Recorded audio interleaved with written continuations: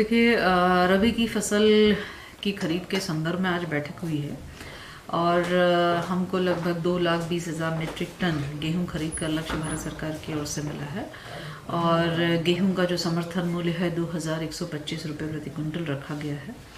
तो उसी को लेकर आज बैठक आहूत की, जिसमें कृषि विभाग के अधिकारियों से लेकर एफसीआई से लेकर सहकारिता विभाग से लेकर फाइनेंस कंट्रोलर और विभाग के अधिकारी सभी मौजूद थे। साथ ही जनपद उधम सिंह नगर के संबंधित अधिकारीगण भी उसमें मौजूद थे।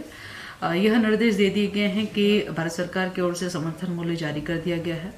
गेहूं क्रय करने के लिए किसानों को किसी प्रकार की कोई दिक्कत नहीं आनी चाहिए। क्रय केंद्रों को नामित करने की बात थी, तो उसको लेकर भी निर्णय किया गया है कि जिनका रेस्पॉन्स बहुत अच्छा है और जिन्होंने समय पर किसानों का भुगतान हमेशा से करते आए हैं, ऐसी संस्थानों को जो है तवज्जो देने की आवश्यकता है और ऐसे क्रय केंद्रों को बढ़ाए जाने की आवश्यकता है। ये भी निर्देश दे दिए गए हैं।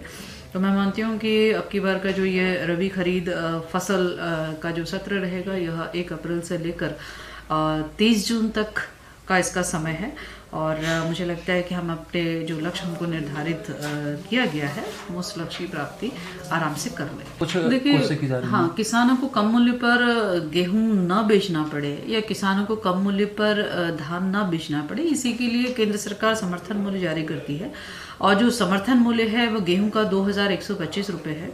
इसीलिए क्रय केंद्र स्थापित किए जाते हैं, चाहे वो कोऑपरेटिव की तरफ से क्रय केंद्र बनाया जाए, चाहे वो विभाग की ओर से क्रय केंद्र बनाया जाए या किसी प्राइवेट संस्थान की ओर से बनाया जाए। तो हम लोग की ये कोशिश रहती है कि हमारे गेहूं के किसान हो या हमारे चावल के या धान के किसान हो, वो क्रय केंद्रों पर आए और अपने निश्चित समर्थन मूल्य के पर आधारित जो है अपनी गेहूं की कीमत ले।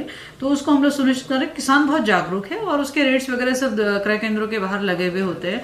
तो किसी किसान को जो है किसी प्राइवेट में कम मूल्य पर बेचने की आवश्यकता नहीं है। जो निर्धारित मूल्य है उसी मूल्य के अनुसार जो है क्रय केंद्रों से गेहूं खरीद की जाएगी, इसलिए वह निश्चिंत रहे। देखिए, वर्तमान में आंगनबाड़ी केंद्रों से टेक होम राशन की व्यवस्था को जो है बदल दिया गया है।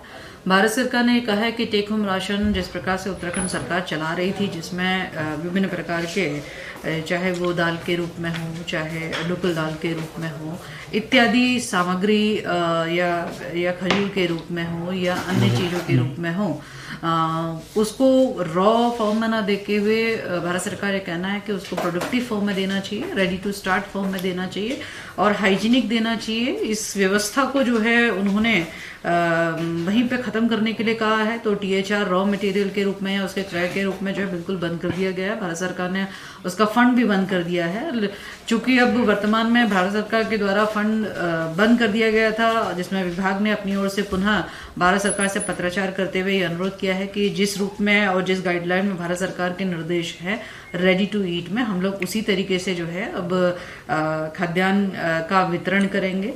उसमें फोर्टिफाइड राइस है, जो कि लगभग मैं समझती हूँ कि विटामिन B12 से लेकर, जिसमें आयरन से लेकर सभी चीज़ें विद्यमान हैं, जो कि एनीमिया से लड़ने में बहुत सहायक सिद्ध होगा। तो वह राइस हो गया और गेहूं हो गया, वह अब राशन डीलरों की दुकानों से लिया जाएगा। अभी आंशिक रूप से हम लोग उसका वितरण करेंगे। उसके उपरांत में हम उसको प्रोडक्टिव फॉर्म में बनाकर जो है अपने आंगनबाड़ी केंद्रों के माध्यम से अपनी गर्भवती धात्री और अपने बच्चों को देना हम लोग शुरुआत करेंगे। तो भारत सरकार ने अभी नए रूप में जो है बजट जारी करना प्रारंभ कर दिया है।